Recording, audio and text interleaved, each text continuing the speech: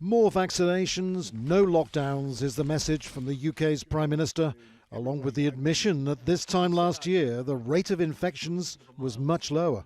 In one way, our position today is actually more challenging. We have higher levels of daily cases, thousands more. But in many other crucial respects, the British people, all of us collectively and individually, are incomparably better placed to fight the disease. Over 50s will get booster vaccinations. School children between 12 and 15 can now be vaccinated. The government believes this will be enough to bolster an already successful vaccine programme that has greatly reduced the rate of people dying from COVID. The number of people dead now stands at 134,000. While an image like the National Memorial Wall should ensure no one forgets the vast scale of losses to COVID in the UK, across the River Thames, the government is projecting a new phrase: living with COVID. It's the new normal.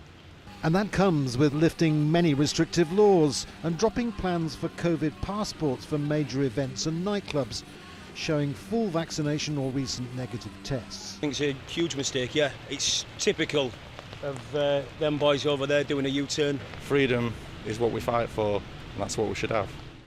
While England is dropping the passport plan, Scotland is imposing one. And in Europe, despite sometimes fierce resistance, countries such as France, Germany and Belgium are using passports to good effect. What we've seen throughout this pandemic is that Britain, England in particular, stays as an outlier for many months while other countries get on and do the right thing, only in the end to relent and do that same thing ourselves. So it could well be the vaccine passports are a broad success in other countries and eventually the UK government introduces them for England as well.